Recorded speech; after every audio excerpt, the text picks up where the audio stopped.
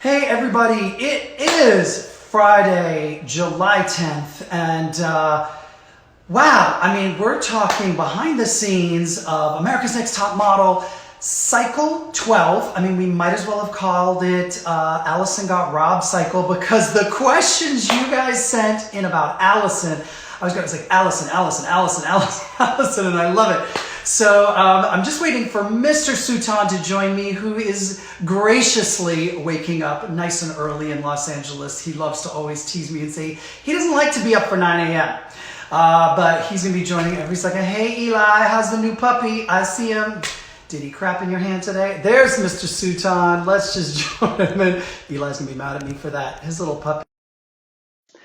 Anyway, it was a messy morning yesterday. So let's see if Sutan is, said we're connecting.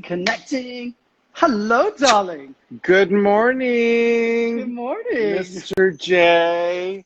Okay, oh my God, sorry. I live like right on a street where like a lot of garbage and stuff, you know, noise, lots of noise. And actually your upstairs neighbor was texting. I was up early this morning. It was like 3 a.m. And he was showing me the building from the outside. So he says he sleeps up in the turret kind of deal. Mm-hmm. Yeah. And the turret actually continues into the apartment, my apartment, and then one below. So it kind of gives us like castle feel to the outside. Yeah, that's what I thought. It looked like a castle. But the top of his apartment is a little bit more like he's got the point and like, yeah. You should come. I mean, if you're ever in LA, come and visit. I think you'll be amused. I was never invited to your home before. We've hung out lots, but never invited. Back in the day, it wasn't a home. I lived in like a really tiny like room, essentially. Oh, gotcha. So anyway, hi Jay. Good morning. I love your top. It's so colorful. Thank you. It's one of my favorite Vivienne Westwood tops that I wear all the time. I sleep in it. I live in it. Vivienne Westwood. It's just, I just sleep in it. I live in it. It's comfortable. Can we talk America's Next Top Model Cycle 12 behind the scenes? I was just saying while I was trying to connect you, they might as well, the way the questions come in about Allison, they're like, they might as well have just, the subtitle should have been called Allison Got Robbed. What do you think about that? Like everybody was Alice. There's so many questions about her. Well, you know, I rewatched it, of course. I actually rewatched it twice because twice. Wow. Yeah, because let me begin this conversation by saying that this entire season was one that was bittersweet for me. Because when you about to get fired, you know you're about to let go. You weren't fired, Sutan. Although Miss J loves to joke about it. Miss J always says when you get closer to the outside of the table on the judging table, that's the ejector seat.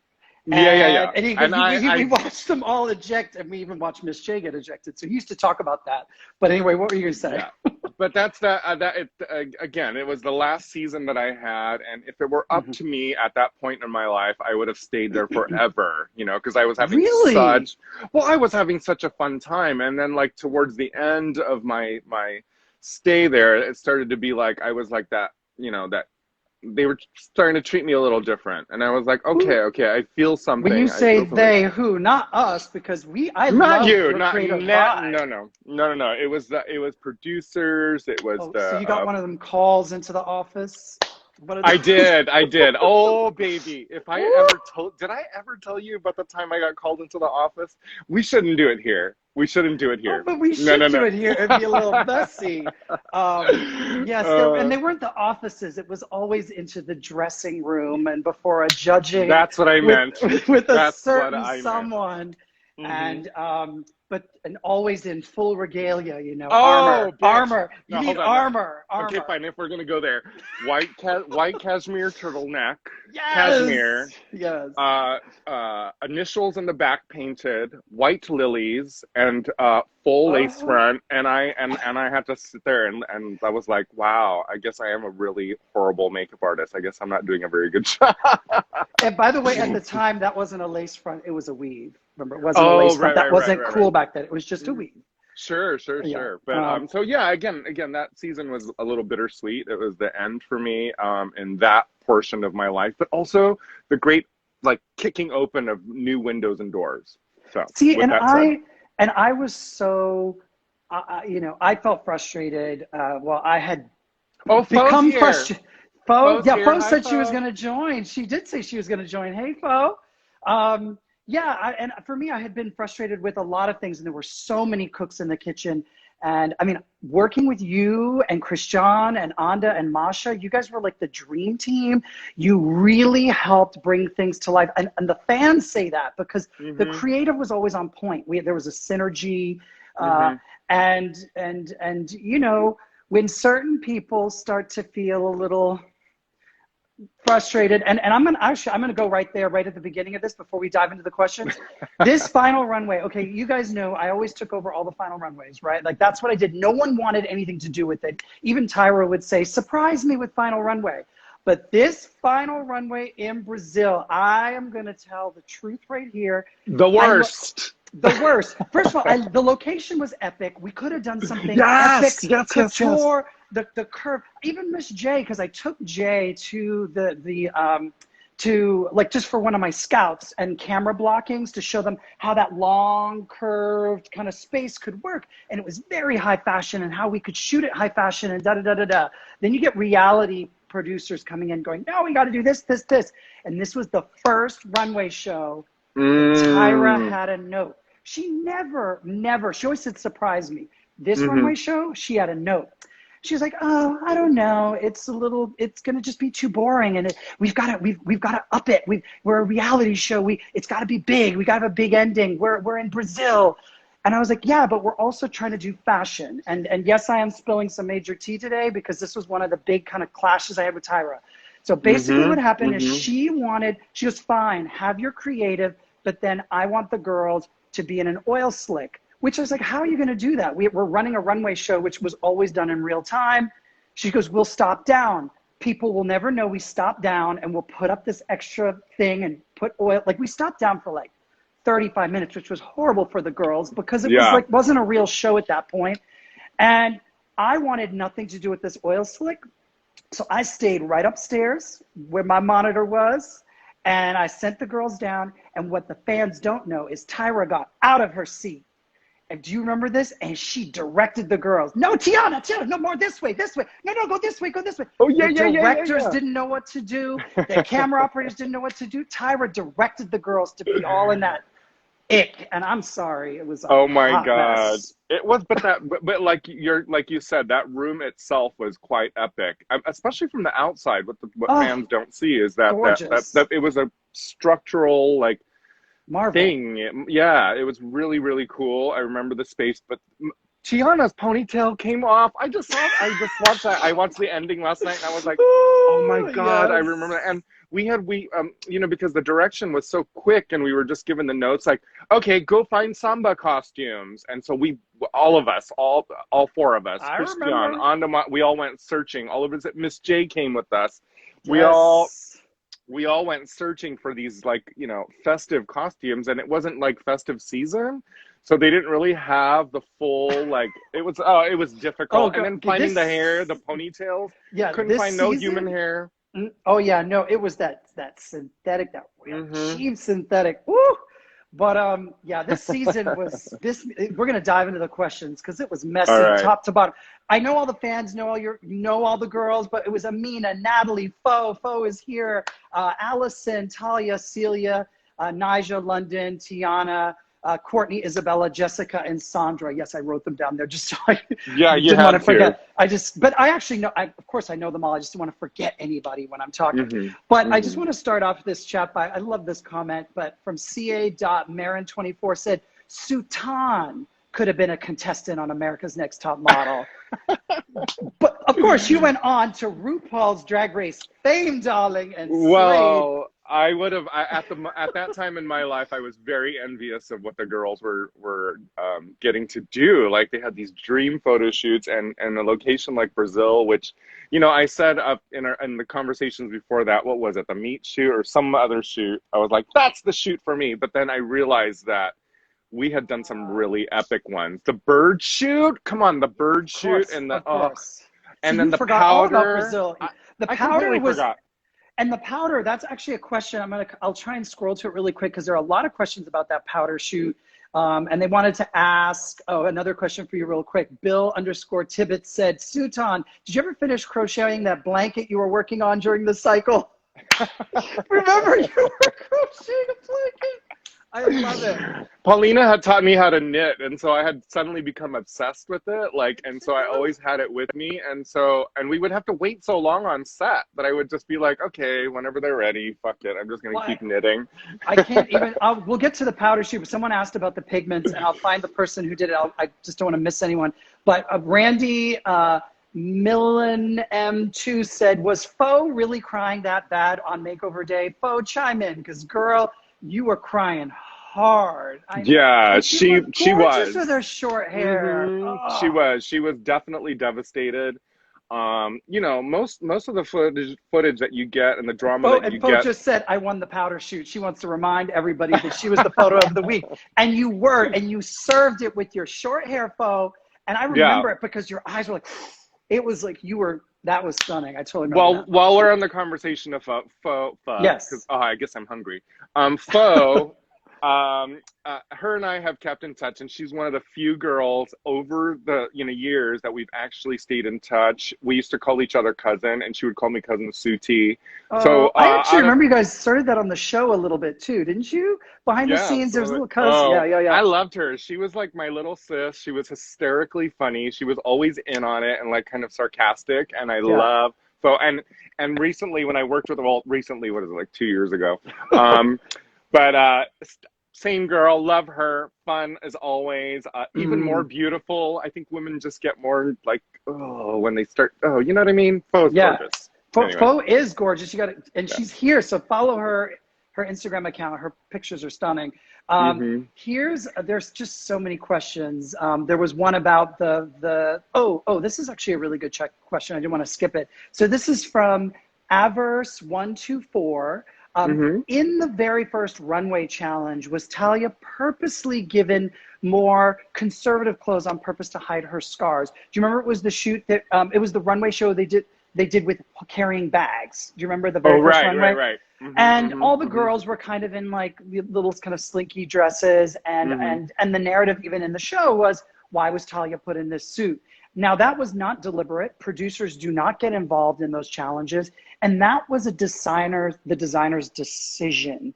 And I think for me, even watching it again, it reminded me about how our business really is, which is models are there to inspire designers, and you're supposed to become their muse. You're not there to really be you. Even the huge supermodels, you're there to serve that client. And Talia was beautiful, and what I mean, and she looked great in the suit. She just needed to get out of her head. She was caught up in the scars, but she could have worked that moment. But I forgot that she had the scars. I remember seeing them, and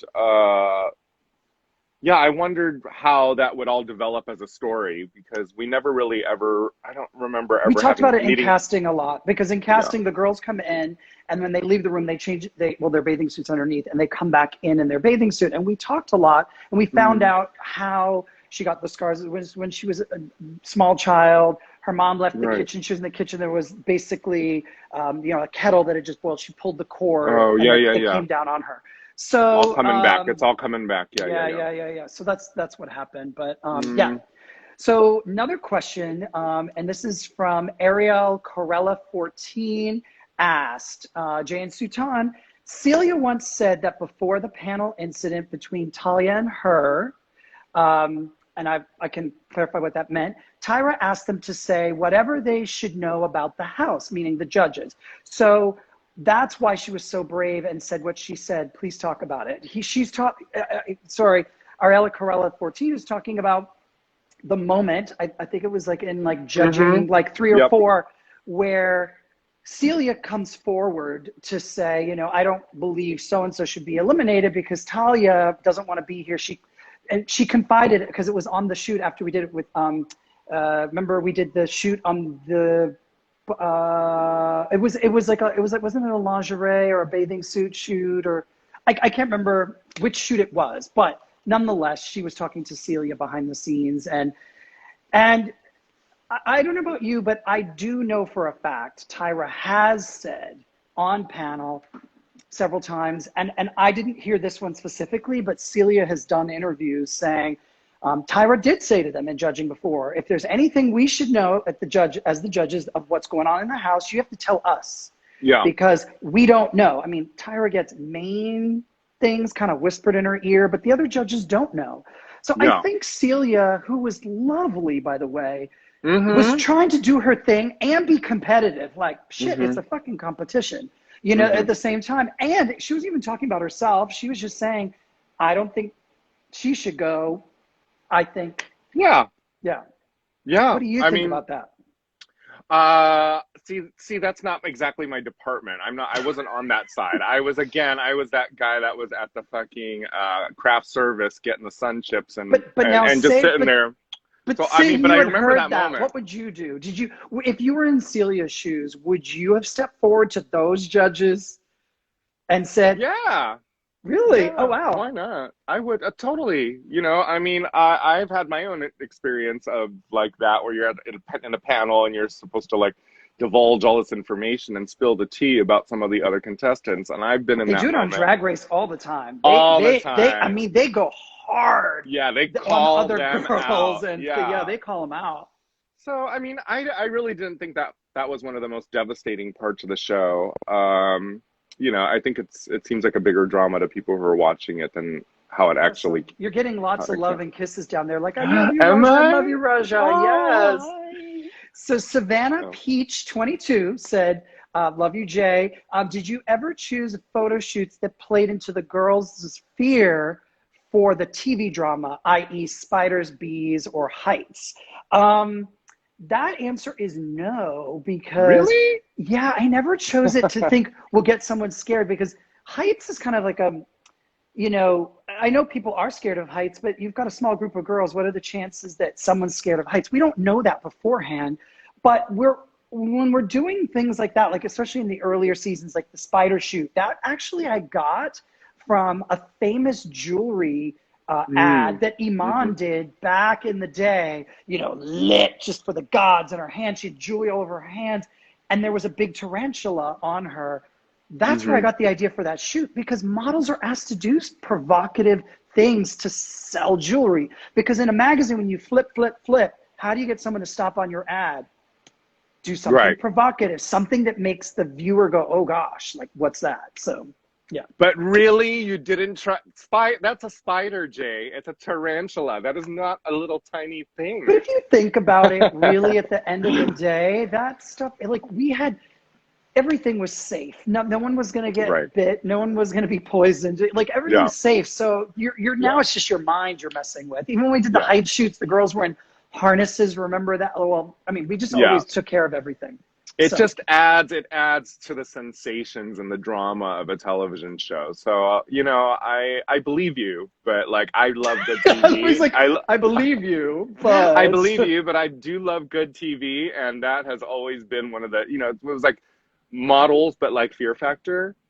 Yeah, exactly. A little, but yeah. A little bit. Yeah. Alexander A. Delay, I think is how you pronounce it. Looks French. Or Adelaide. Sorry, I hope I pronounced that correctly. Knowing that Allison did a good job during the final CoverGirl commercial shoot and Tiana cracked under pressure during the shoot but ended up winning, did the show make a conscious effort to let Tiana win? Knowing that a black girl wins every 3 cycles since cycle 1. Is that true? Is there a black girl that wins every 3rd cycle?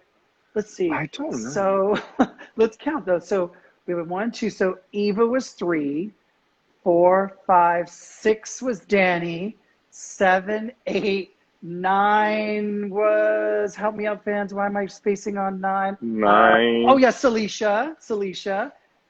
10, 11, 12. Oh, I never thought of that. Wow. There was no algorithm of. No. There was no algorithm like, we got it. No. It wasn't like that. I'd love to say there was some kind of conscious thing, but there really wasn't. I mean, Tiana was like, bird. Like, I know Tyra always talked about that wind tunnel face. I mean, she was stunning. And it was teeth. She had beautiful teeth. Beautiful teeth. And I think what's really tricky, you know, especially when you get down to the final, you know, 5 girls. So we have Fo, Celia, wasn't it Amina, Allison, and Tiana?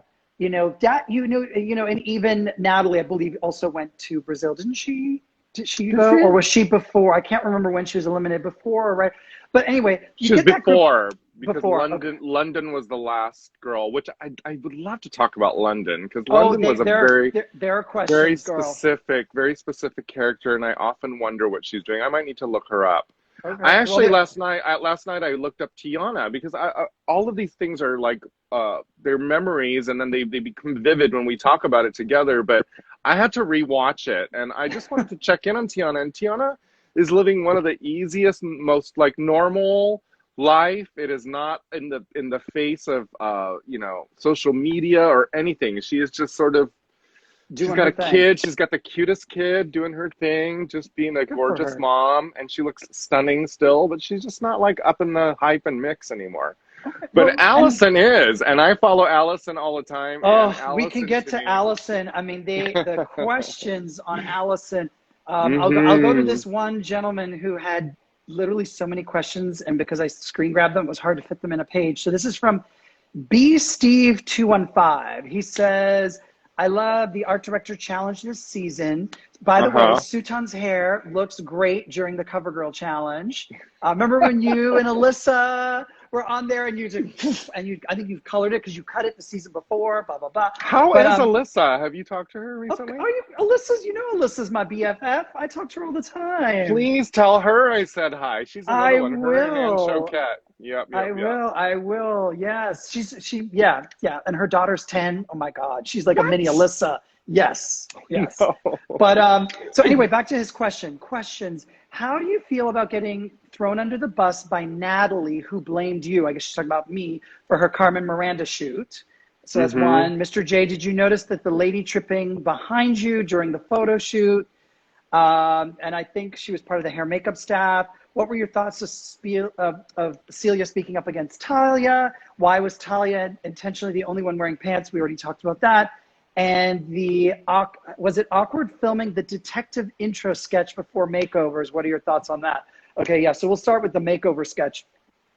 Yeah, the makeover sketch, they had to get creative. And I don't know if you all picked up on this. Tyra used to show up at makeovers and be there in the beginning in early cycles and stay almost through all the makeovers. And then around 4 in the afternoon, she'd go, bye, Mr. J, and step out of the room. And then Miss J and I would stay straight through till it was 2 in the morning. 2 in the morning, because it wasn't just makeovers. We also did makeup. In season 1, I even did the girls' makeup after their makeovers. But that's when we do the fading photo shoot is after makeovers. People don't know that. We shoot them on the side. We've never talked about that. To create that fading photo that they use at the top of the show. So it's a long day. So Tyra usually skips out. But then the last few cycles, and yes, she was shooting the Tyra show, the talk show at that time. So she was in and out. So she didn't show up for makeover day. So it was always something that was Jay and I would have to do alone. And then they always did Tyra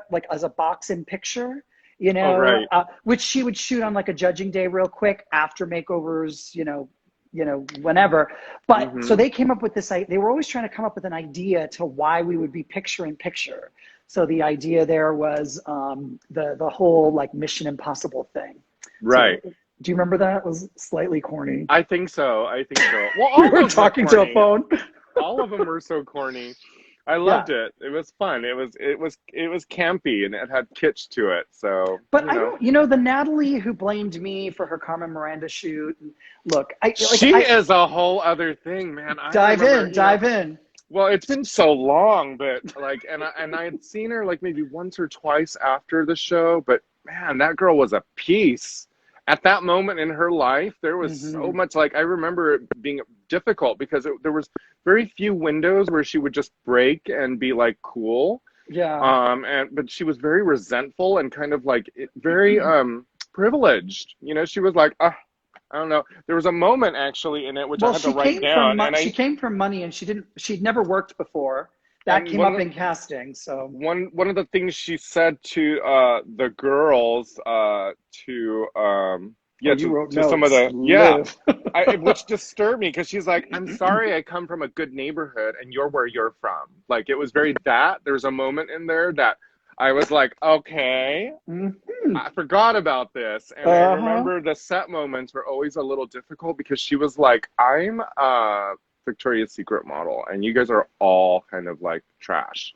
And so it was a little difficult to work around her a little bit. And, you know, and I follow Natalie and I have for years, and her career has bloomed. And, you know, again, we have to remind ourselves that these women were, you know, girls fresh out of high school. The older ones were like 20, you know, some of them weren't even Celia old was 25, which is a question that comes up about her age, but we'll answer that in a Celia second. was amazing. I love Celia. I love Celia so much. Her style, the house down. Yeah. Live for her. And you know, one of my favorite shoots, although it was a bit of a nightmare for me to coordinate, and I know you guys were troopers too, was when the whole nanny shoot that we did, because we were going to hit all of Manhattan in one day, and it was wintertime, so we didn't have a lot of daylight. Freezing cold. We shot on the double-decker bus, but basically outside, because I mean, you guys had place to be inside, but it still wasn't that warm. And then we were shooting with the girls outside, but Celia slayed. I think Sandra won photo of the week that week, but I really like Celia just gets it. And it made, I think one of the first times I bumped into Celia post show, we had kind of been in contact a little, but I bumped into her was when she was working at Tom Ford on Madison Avenue. And she, of course, she's regal and she owns it. And like, I live for her. We had a whole like talk on the side. I was like, girl, I live for you. Like truly. She was like a fashion editor. Yes. She had that quality to her. Totally. But I loved her. I loved her as a model. The other one I wanted to bring up too, who was an absolute beauty rewatching it, is Sandra. Oh, okay. I'm so glad you brought it up, because when I was even, first of all, it doesn't come across in edit because they edited around me, because I got a note, because I'm supposed to be impartial, but Sandra was even if you watch the little bit they use of what I say about her in casting, the thing was I really went on about her, because in casting I was like, that's the winner right there, Sandra. She was so just beautiful. In casting, I just was like, I fell in love with her. And there is a question, because in the casting when we were in Las Vegas, there's a whole moment with Sandra and Anjali. We haven't even gotten into Anjali, child, but there was a fight, and we were on the roof shooting outdoors, and I did hear it. So I walked up to them. I was like, girl, what is going on? Y'all are just getting into this fight so soon. What's going on? And then they told me what happened. I was like, okay, let's just do this. Right. But Sandra, though, I lived for her. And they told me, they were like, hey, Julie, they're telling me, Jay, remember, you're there. I said, I am here for everybody. I want everyone to do I really am there for all the girls. I truly, I'm always wanting them to have their best photo. But Sandra was just someone I fell in love with in casting. I really did. I could see you having children. Me? Yeah. You know, I did. Yeah, it's so funny that you bring that up. That was something that I thought. You have a very parental or maternal or paternal quality to you. You're very gentle and you're also focused, which would probably make you a good parent. It's interesting. You know, it was something that I thought about years ago, but my life, I've traveled way too much. But you see, people watch the show, you know, the edited show. They don't get that sense from me. See, you know me. And the thing is, I really do. All the girls know I'm there for each and every one of them when I'm there. There's a question coming up somewhere asking me about my energy and where do I get it from? I'm always inspired when the girl comes on set, even if it's like late in the day. I feel like if I'm not there for them, you know, I'm also failing me in a way, you know, it's like, you know, so I don't know. It's just, but anyway, next question. Right. Martin.Torres33 says, hey guys, following all the J chat, but here are the questions, 2 questions. 1, can you explain what we may not have seen of Celia standing up to Tyra after Courtney's elimination? Is there something we didn't see? And 2, can you address the rumors of Natalie versus Tyra argument after her elimination, which there were a lot of questions about that. Ooh. I mean, literally, there must have been a good 30, 40 questions saying there's a huge rumor out there that Natalie, when she was eliminated, basically stood up to Tyra, kind of a la Tiffany, and there were words. I did not know about that. You were on set doing Paulina. Were you at craft service, honey? Probably at craft service. I don't fucking know. I don't remember any of that. I don't. Well, remember. I wasn't at that judging, but this is how I knew there was. Oh, wait, Fo is in here. Fo, you tell us you were standing on set. Fo, dive in. But I will tell you this: it kind of floated back through production that there was almost a big altercation. But at that point, Tyra was taking a little bit of heat still for the Tiffany blowout, even though it was popular. There was some heat, so they, it had to be edited pretty, well. I mean, you can tell there's tension, even when Celia stands up to Tyra early in the season. Just when you watch the reverse shots of Tyra, child, that face. As soon as you see the jaw clench a little, and it gets real pretty in the middle, but there's a jaw clench. Mother is pissed. But it's gorgeous. It's gorgeous, though. It's gorgeous. She gives you gorgeous, but clenched jaw. Ooh, or also the tight mouth. If you get the tight mouth, ooh, you're in for it. It's done. Ooh, and it's I've had really all in the eyes. Tyra has a set of eyes that speaks. Yeah, and you can tell. And they dart back and forth really quickly. Oh yeah. When she gets to that move, it literally looks a little jitters. Creepy. They jitter when she's thinking and she gets like the energy's going. The eyes, I can't even do it. They just kind of go. Yeah. It's a little freaky. Yeah. I'm probably like, if I finish this wine soon, because I am drinking wine. Are you really drinking wine again? Yes. I love it. My eyes might start doing it, so we'll see. Okay. So Jobsicles has a question. That's his username, Jobsicles.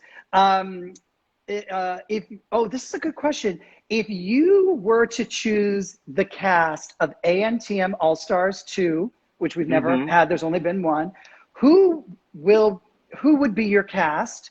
And then he also wrote, kind of hoping Cycle 25 will be an All-Stars 2, and then ANTM's good to go. So that's a really good question. If there was an All-Stars 2, you guys should chime in down below. Who should it be? So we have to clarify. Let's make some rules. You can't use anyone from All-Stars 1. So now, who would your All-Stars 2 cast be? I never even knew there was an All-Stars 1. Cycle 17. After I left. You didn't watch, honey. I feel you. I didn't watch. I didn't watch it. Yeah. I did not watch so either. I would say Allison, but I didn't realize that she was in All-Stars. She was in All-Stars before All-Stars 1. Allison for sure. I definitely would have loved to have seen, like Fo come back and slay. Yeah. Oh, look, David St. John is on. He's like, I think we should bring the winners back. That could be interesting. What if we brought all the winners back and had them compete? The thing is, the winners would be all too savvy, and you try and get all those winners back, they'll say, hell fucking no. It's been too many years, and there's no, it's not that. They know the tricks. They're like, hell fucking no. Yeah, that's funny. Funny. Hi, David St. John. Hi, David St. John. Yes. So Randy Milliam 2 says, we answered that. Was she really crying on Makeover Day? Fatima.writes says, question for Mr. J. How did you always manage? Oh, here was the question. How did you manage to look energetic and excited even while working such long hours? And I already answered that question because, I really use the girls' energy. So yeah, and you're also a very healthy guy. So your energy level is like always there. Like I said, I crash out around 5:30, 6 p.m. Trust me, that's my moment where I dip. That's definitely where I dip, but I'm not a napper. So it's like, I'm not one of those people who can, nap. Like my friend Eli, I know he's on here because he's left comments. He's always like, girl, take a nap. I'm like, I'm not a napper. But anyway. I love naps. I want to take one now. Drink more wine. So Eve, I think this is like Eve, it's spelled like Yves Saint Laurent, but it's like Yves de Home Photo, I think is saying. I hope I pronounced that right. Give us the tea on Natalie's elimination meltdown. Also, the show tried to convince us that Sandra wasn't a good model, but her photos were always good to me. What's the deal with that, please? I don't know what the deal was. I thought she took really good photos. She had off days like anybody can. But Yeah, I don't really know the deal there, but we already talked about Natalie's thing. There was definitely Yeah. an altercation. Well, As Sandra was a little bit like, well, at that point in her life, her personality was a little bit limited. You know, she wasn't really giving enough pep to what she was doing, but undeniably one of the most beautiful women I've ever worked with. Like, a lot of people are writing such a down gorgeous below, woman. they're talking about Anjali. We should talk about Anjali. There are questions Now, coming up, but let's Anjali, dive in hold about on. her. Anjali is the Latinx girl, tall. Yes, very, very tall. When she came into the competition, she has super long nails. We're like, girl, we can't have those Right. nails. And da da da. Loved her. Gorgeous Yeah. cheekbones for days. Gorgeous face. She was. She is in All Stars as well. And then they found out something about her. Yeah, there was. They did find out that she was apparently. I don't want to misquote it. I don't know if she was an exotic dancer or something. There was something. Escort. Yeah, but I can't remember if that's exactly what she was. I don't want to say that and then be quoted as such, but there was something there. And yeah, but yeah, she was Well, in the what I can say about that now is, you know what, there was a few girls who were strippers, you know, or slash escorts, and I you know, and there's no tea or no shade for that to me anyway. I'm really kind of just like, you know what, let's not. Well, we've grown so much that a sex worker is nothing to be that shamed about anymore, you know? Is it really? I mean, have you seen Hustlers? Like, you know, like a stripper as a model? But a stripper is not an escort. Let's be clear. Those are two very different things. Yeah, but being an escort is, you know, it's all sex work, and Yeah. it's all. But I see what you're saying. Sex work in general is an umbrella. Yeah. Sex work is an umbrella, and there are different departments to it. And so, you know, to me, it's like, so what if that girl was a hooker? She was a gorgeous hooker, and she deserved to continue and just be famous and be beautiful, in my opinion. I love a good friend and colleague, Julie's right, chiming in with like these laughing emojis because she can see my face because she knows what I'm thinking, which is, I find it always funny when people are like, oh, they know what I'm really thinking. Well, that's my opinion on it. But I don't remember her. I never got to meet Anjali. But she was in the cycle though. Which one is she? I just said that tall, nails. cheekbone, nails.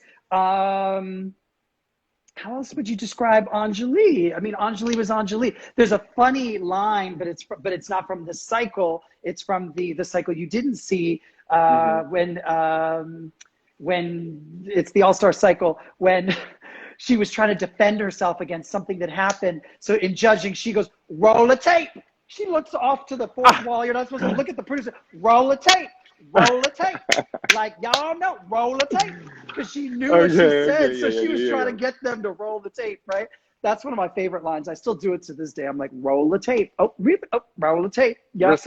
Receipts, honey. Next question is Damiela Leticia, I think, is the usernames. I hope I pronounced that correctly. What was your favorite photo shoot or your least favorite? And she asked, what do I think about the runway? Well, I already gave my opinion on the runway because I did what I did, and the host of the show wanted an oil slick. So, but what was your favorite shoot that season? Visually, I said the nannies. I like the nannies. Yeah. There was a lot of great moments, and I actually got to help on Don Masha on a lot of the styling because, you know, it was so like, put it together, and we just put the girls in some drags, you know, dream team, totally. Yeah, we all worked together really, really beautifully and cohesively, and you know, our disagreements were very light, and also, how many hairballs did Christian do in the seasons that he worked? You know what? Christian loved the hairball. You know, he loves forms. He loves slicking it into a hairball. I even have pictures actually where I would pick the hairballs off his station and just go. So many hairballs. Just do that? I'm feeling. I don't know. But you know. But as far as my favorite shoots, I really loved the powder one, like I mentioned, And the Yes. bird one, to me, a lot of the things that we did in Brazil were difficult because it was hard to navigate through the city. It was like hot during Christmas time, which was a very Do you interesting know what? experience. Everyone's chiming in. That's why you don't remember Anjali. Yes, they're absolutely right. Thank you, guys. Anjali auditioned. That's why I remember her. That's what She's it is, in yeah. this cycle. And you guys, you got to forget, when we do casting, that's actually longer than an episode. We shoot for like 5-6 days. And so I'm really immersed with the girls because I loved actually, I don't know if you watched it, but we did the whole kind of Roman gladiator theme thing in Las Vegas. But yes, Anjali auditioned. Thank you guys for chiming in with that. And she comes back in a later season. Yes, thank you. Got it. That's yeah, why. so And I'm sorry, I messed up. Yeah. I wasn't really familiar with her, but I was familiar with her, but because I was also not only working on the show, but I also watched it. So I do remember her. I loved her. Yeah. She was a beautiful girl. I wish they would have Anyway. So we were talking about least favorite photo shoot. One of the ones that for me was a least favorite, just because of the stress around it, was shooting in the favelas. Because do you remember that day? They first of all, when we went to Brazil, they put the fear of God in us as production. So first of all, even when we shoot abroad, they always, because if even on a day where I'm like scouting or what have you, because people recognize me, and the network always, had to have like insurance on us as talent. So I always had to have like a translator or security. But in Brazil, oh my goodness, one day I left the hotel with Christian. We just had dinner. Actually, it's the photo that photo is actually my caller ID photo for him. It's me and him in this restaurant. It was literally 2 doors down from the hotel. And it was the one day I just kind of put on a baseball cap and we walked out and went to have dinner together. And oh my God, I got in so much trouble for not taking security, for going 2 doors. Do you remember how much fear they put in our? Yes, I do. I do, in fact. And I remember maybe that was what made it so difficult, was that we were kind of like told to not go anywhere beyond the area that we were in. I was like, bullshit, man, I'm in another country. And so I really kind of looked forward to the days off. And kind of having those exploration moments in Brazil and kind of getting to understand the culture a little bit more and see it. But they did instill the fear of God, the fear of death, the fear of getting kidnapped. I remember we all went to a restaurant. We were a few people behind in reservations with Tyra. And Tyra got in to go to the restaurant, her and her glam squad and her peeps, and they cleared That's you too, Oscar. room. He's watching, I'm sure. Oh, Oscar was probably there too. But then, hi, Oscar. I miss Oscar. So then they cleared the room, and remember there was her security guy, the big, beautiful blonde guy, and they cleared the room. Oh, honey, I gotta look him up. No, but the room cleared out like she was the president of the fucking United Model States. Like she was everyone out, and it kind of made the entire restaurant awkward because actually in Brazil it's very like low key. It didn't need to be that big a deal. And to be honest with you, that's not really Tyra's MO. She's not really that person. I've never known her to be that person. I think a certain manager kind of amped a bit of that behavior of hers, and other people, and maybe another producer created a little bit of that. But I don't think that's inherently who she is, to be that grand. But I do remember it kind of got a little like that at times. It was pretty fun. I enjoyed it. I was like, look at this bitch, honey. Well, back to the favela, by the way, because a lot of people are chiming in. And yes, someone just asked, who did that, Tyra? Yes, he was talking about it. And Oscar goes, move on, bitches. He's like, he just wrote that. So people are saying the favela shoot was stereotypical. I absolutely agree. There were some stereotypes, they were just a little uncomfortable. But for me, it was this whole fear of God. And then they had this this thing. It's like we went into the favelas with extra security and everyone was concerned. They were like, the equipment all had to be immovable. There had to be someone standing by every battery pack. Everyone thought we were going to be like stripped down, torn down. It was so unfortunate. And it made everyone so anxious, and we weren't allowed to shoot there past dark. Everyone was. And do you want to know the real shady thing? People don't know this, and I wish I had pulled it out because I do have it in a box somewhere. But when I got up that morning, because do you remember to drive to the favelas was like an hour and 40 minutes? I was like, each way. So I get in my car, and I was so tired. It was early in the morning, but when I woke up, it was probably like 4 a.m. So as I was getting ready to leave the hotel suite, I looked, there was a note under the door. You know, like you housekeeping staff stick a note under the door. So I picked it up. I was about to just chuck it, you know, to the side when I noticed the writing. It was Miss J's handwriting. And no. I was like, oh, okay. And so I opened this letter. And Miss J wrote me this letter. He goes, seeing as you're going to the favelas, I wanted to do this as a last rites. He wrote this hilarious letter, an entire page about it. Actually, that shoot was really fun for me. I thought that the people that lived in that neighborhood were so cool and generous. So lovely in the end. The kids were cute. They were all like, a lot of them, they were at the end of the, like towards the middle of the day, I think there was like a wall where all the kids from the neighborhood were sitting there watching. Hanging out. Yeah. I didn't feel unsafe at all. No, our post that we had was sort of the soccer field where they all kind of played, but they were so excited to have us there. Like we were just all hanging out. It was just us and a bunch of like neighborhood people. Yeah. And there was definitely a lot of like fear instilled in us that I wish. Bo just said she was so sick. She'd gotten heat stroke. It was hot that day. I remember. Do you? I was like, it was hot a lot. Remember the beach shoot? How long it took to get to the fucking beach? I was like, oh yes, the shoot with Nigel. Yeah, it was literally. People thought, oh, we're in Brazil, and they cut it like we were like, boop, boop, boop, boop. Oh my God, it was like a 2.5-hour drive. We had to cross a mountain path, and it like took for fucking ever. And we're like, oh my God, the beach. And then it was like, oh. Then we get there, and it was like this sad little. It was like Fort Lauderdale of Brazil. Like it was like. It was.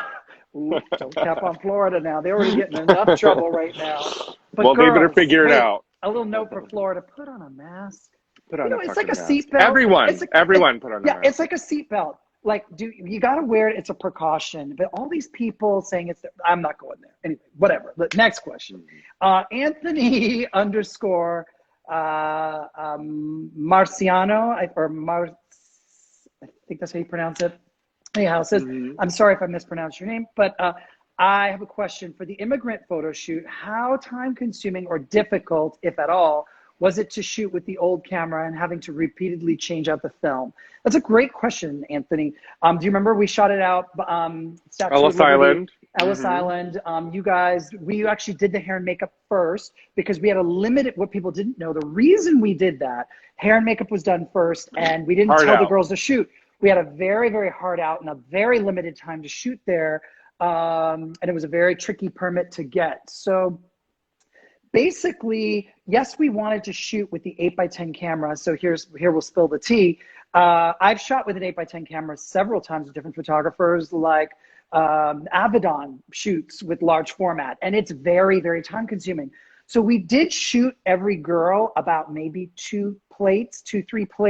But if you actually go back and watch the show, you see the big camera, but you notice right to the right, especially when we went indoors, there was a digital camera on a tripod. How do y'all think I was watching on the monitor? I was really watching the digital prints. And we did not have the time to shoot with the 8x10 camera. We did shoot every girl, and we got about maybe 2 photos on the 8x10.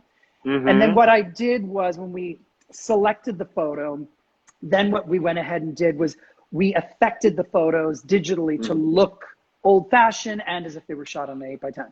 So yeah, to give it that said she had no clue. She had no clue. Really? Girl, we shot you all digital, honey.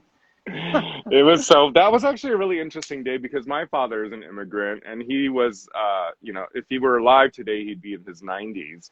Oh, wow. So he was like one of the last few people who went through Ellis Island as a process as an immigrant. So I remember my father talking about it. And so being there at Ellis Island was, profoundly interesting and a bit emotional for me because I was like, damn, this is when my dad came through. This is, this is how it all kind of started and happened. I get my parents. I mean, they immigrated obviously to the country from South Africa, and actually they went via kind of Scotland because my dad got a placement there. A lot of people don't know this, but and it was during apartheid. My dad was given leave to go to Scotland, and so that's why my parents were allowed to kind of leave South Africa under apartheid. But then when they moved to the United States, by that time they weren't being like processed through Ellis Island or everything. They just flew in. It wasn't that dramatic. Yeah, but, totally. Yeah. No, my dad was way old. So here's a great question. This is Ira Pancakes has the question saying, if you had a callback card for one eliminated contestant, who would you bring back? I guess let's just stick within this cycle. That's interesting. I'm just like looking at all the girls in front of me. Do you want me to just read off their names? So you're sure.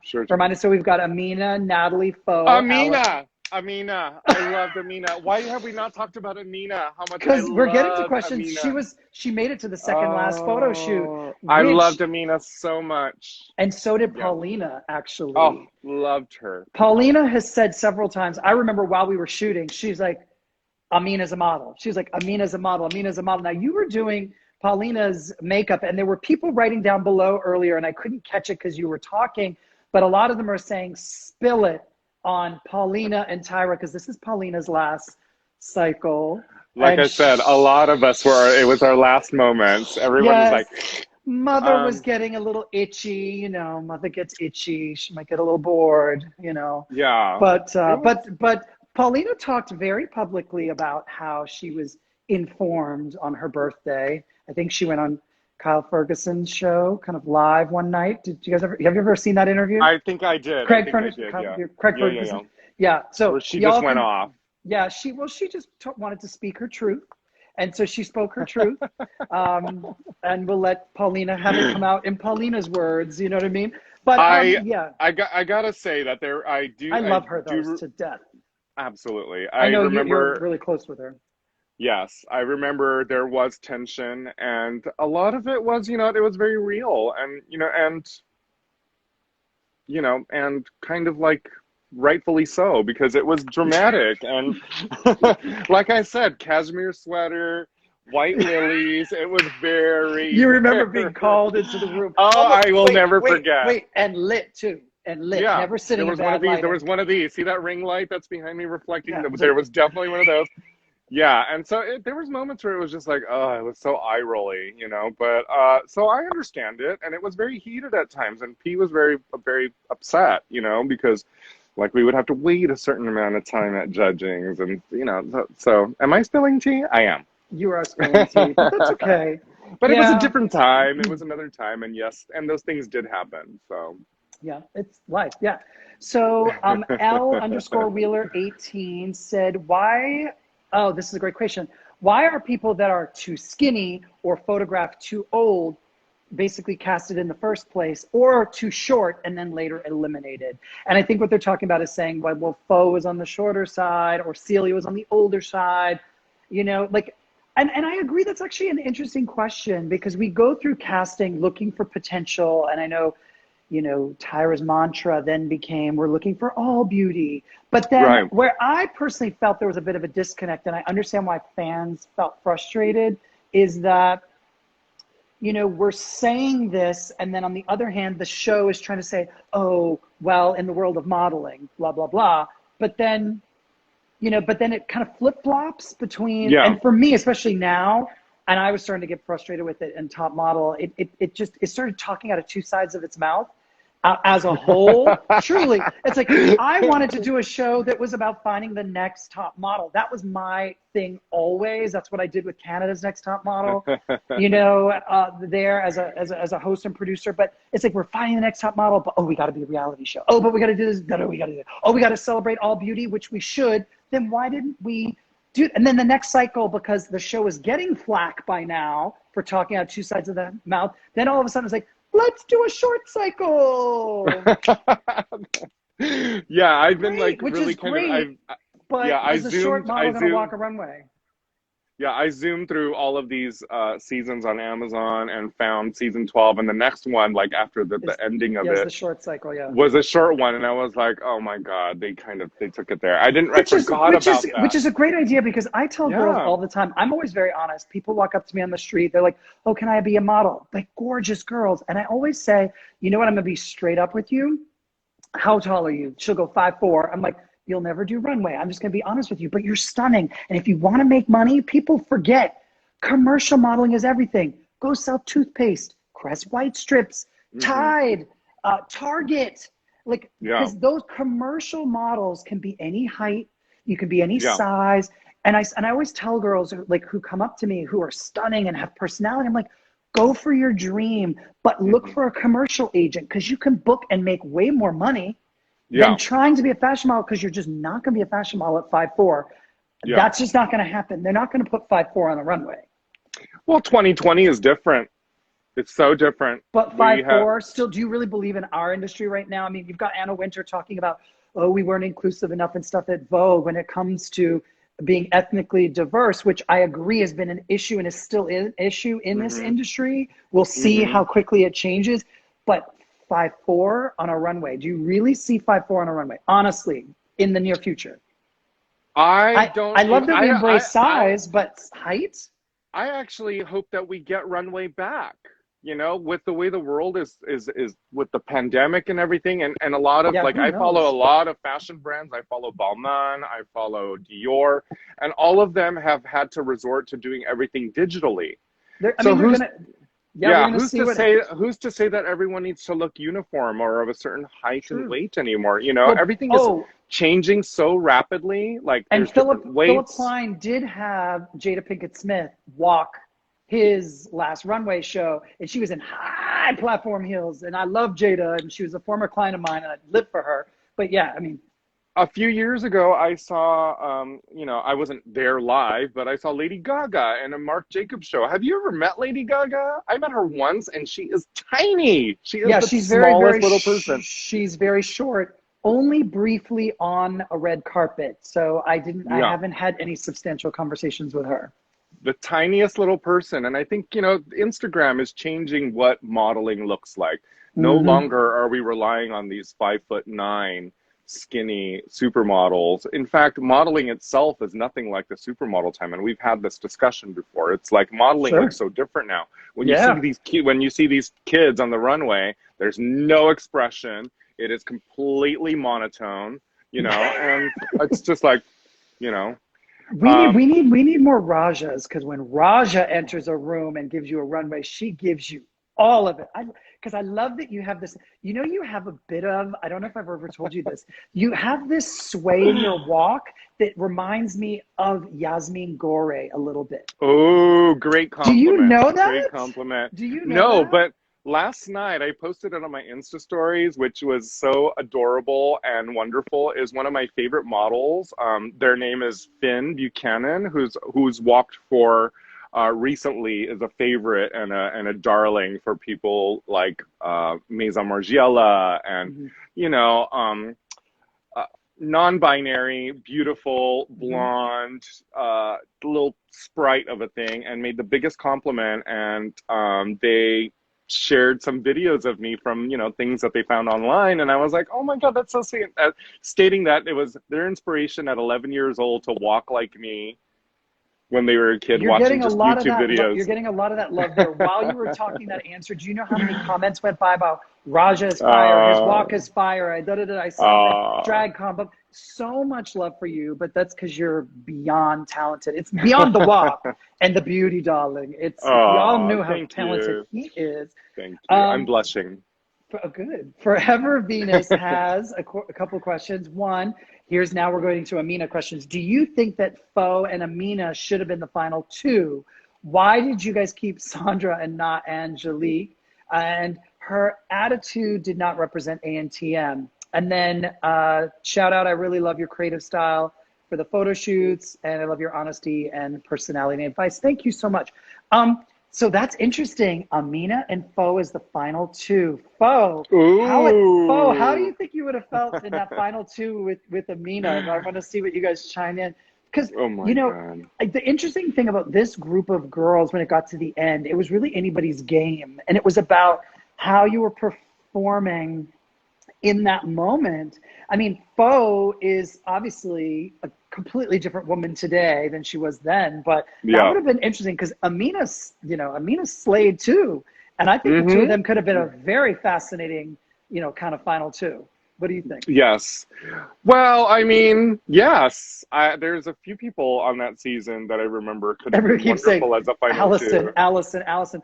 You know, Allison, you guys keep talking Allison. about Allison was obviously in the final two with Tiana, and we you know, everyone keeps asking about Allison, and I think honestly, what I think happened is that there was a little nervousness still around the runway walk. That's what I think. I think people were a little nervous of her runway walk, and Tiana seemed more of the whole package, the two. And you know, a lot of people have asked, and I noticed there's a huge fan base for Allison. Even Fo just wrote something about Allison. I couldn't catch it, but what I love about Allison is she represents, and why I think the fans kind of, there was a huge following, is she represents the perfect Cinderella story. She's that little girl who comes in like, oh, like, wait, me? I'm a model? They follow me, and she's a lovely girl. And she did take great photos in an odd way, which in the fashion world, we see a lot of great, cool, odd-looking models. But she represents so many of that kind of like, you know, how we all feel when we're teenagers, a little bit of that ugly duckling, you know. Anxious, awkward, you know, timid, goofy. She's amazing. Yeah. She is, to me, Allison is iconic, and I have followed, she's one of the few people that I follow very closely on, you know, all my social media that I worked with on America's Next Top Model. And I love what Ali's doing. Her and I have been photographed by my really good friend, Franz Zoni. I love amazing. Franz. Yeah, her and I love him. Yeah. That's one thing that we share in common as people who have been in front of the camera is Franz. He is a brilliant artist. And, you know, so her and I kind of keep in touch in a way. I would love to see her in person and hang out because truly Ali was iconic, is iconic. And I had a lot of fun with her in the All-Star cycle because she was always a little bit of a wink and a, you know, nod. And, you know what I mean? So I loved kind of being with her in All-Stars, kind of more so in a kind of fun way. So, yeah. Very funny. I had a lot of great laughs with Ali on set. We were just morons and Fo. Like, we had such a good time. Yeah.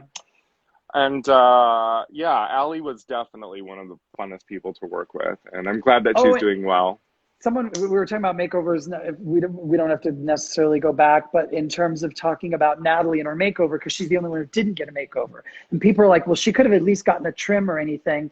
And what was really interesting about that makeover, ultimately, even though she was nervous throughout the day, and then we kind of were pretending to fake cut her hair, was I never understood that either. I was like, wait, what? She could have used a trim, but you know, the honest thing was, and I kind of kudos to Tyra, like, she had a really good cut. Her long hair worked for her. Why do something to it? And I think, but that also elevated her sense of like, oh yeah, well, I already came with everything.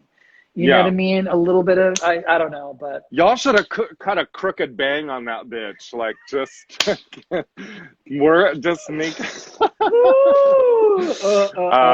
Yeah, she was probably the only one ever. Yeah, in history of the show, really. So, it's Izzy says, it seems like the judges always found it weird that Allison has a huge fan base and both this cycle and All Stars. Why do you think why do you think her quirky, quiet girls might not be as liked by the public as to be outspoken? I don't know if that's written a little weird. I'm not quite sure what it means, but I think we just talked about Allison. So she just represents that, I think, that journey we all go through. Because to this day, every person on this planet, you know, has their insecurities we hold on to from no matter who you are. So I think that's what she represents. And then BJ Bana says, during makeover days for each cycle, there have been girls who did not get a drastic change and therefore look very similar to how they got their makeovers. Heather, okay, so this one goes into other cycles, which is kind of off, but it's just like, so I'm wondering how you all determined Natalie. Okay, so we just talked about it. He's asking about the Natalie makeover because I guess, fuck Natalie, I'm done talking about her. Let's talk about London. So there are great questions about London. Let me find them. I wonder how she's doing. Yeah, so here's the question. So this is from uh, Dio Gorciarelli. And his question is, London was so underrated. The whole thing about her weight Mm-hmm. and how the judges addressed it was cringe watching, apparently, is how he wrote it. I felt the same thing when you watch the episode. It is Yeah. so cringy. And I kind of liked her quirky side. You know, Yeah. she had this beautiful heart-shaped face, and I could really see she had such like the ability to be, you know, amazing. But I don't know why they were kind of coming down on the weight like that. But I think I again, that forgot. was the talking out of two sides of the mouth. It was like, we want Mm-hmm. to embrace plus size. Oh, but you're gaining weight. It's like, oh. Yeah. Very confusing. Lovely girl. I believe that she was battling a lot of different demons while she was there. And when I say demons, I mean that literally, because I forgot that she She was a was a full street on like preacher. yeah, she was a Street Christian preacher. girl. And so she definitely dealt with some demons while she was there. And she had such a hard time with that weight thing. And I felt so bad because she was, you know, gradually expanding. And it's just because she's a young woman and Gradually she was like, expanding. and she was Yeah. in this like situation and it was really easy to just kind of eat everything in sight. And, Yeah, because you there know, was but, always craft service there. Even hmm everywhere the girls were, everywhere, we always had to have, it wasn't often on camera, but we had craft service there. And so it's like, and there was always snacks, and there were the healthy snacks and the non-healthy snacks. And you're in a pressure cooker too, you know? yeah, but realizing now, watching it again and realizing her personality, she would have been terrific to continue Hmm. on and do a little bit more of the cover girl stuff, do the commercial things. Hmm. That eventually is what I think top she would model have, sold. yeah, I think she would have slayed at CoverGirl. I think she would have Hmm found the right energy for the commercial. hmm Yeah, I think that's kind of interesting. Um, Randy Milliam 2 says, who made the black and gray and white marble jacket you wore the Find Your Light photo shoot that we did with Nigel in New York? That was at a Oh, cold, cold night. And actually, what people don't know about that night was I was actually on QVC the night before down in Philadelphia, got into a car. The driver oh, went the wrong way.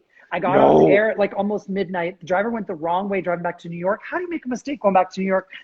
Drove 2 hours the wrong direction, then had to turn around. I only got home to my apartment at about 4:30 in the morning, and our call time on set was 6 a.m. So I didn't sleep that night. I was in an evil mood. Ooh, and I Yeah, but remember it. Jay, to be fair to that driver, I don't even think we had really sophisticated GPS at that time. We didn't. Going from Philly to New York, it wasn't that old. It wasn't that far. There was decent GPS. I'm Was sorry. there? Yes, there was. Wasn't that Maybe I long didn't ago. have it. But oh, to answer his question, I was actually wearing a Jill Sander like parka, and then with those Mm-hmm. damn flare leg jeans and those boots, because of freaking like Nigel again, 6'4". It's like again I'm 6'1", and the thing is, if I mean, there were times on set I would just like wear regular sneakers, but I wasn't standing next to someone super tall, whatever. And Oscar, if you chime in, I'm gonna beat you. But anyway, whatever. He always has something to say. Ariel Corella uh, 14 said, Celia, oh, we already answered this question because I jumped ahead to it about the Celia thing. So I got through the questions that we pulled. What guys, do you guys have any other questions down below? Sutan, is there anything else you want to talk about with this cycle? well, all I have to say is it's been wonderful getting to talk to you. It was really Oh, great to get to, I didn't watch it as it was happening, but I got to see the ISIS conversation, which was wonderful it was so last great week. to hear her talk. She was so excited to do it, and She she is got to just talk. wonderful. Yeah. hmm But you know, this again was my last season working on America's Next Top Model, and then things again like started to doors, windows were wide open, and I Yeah. went on a different path in my life.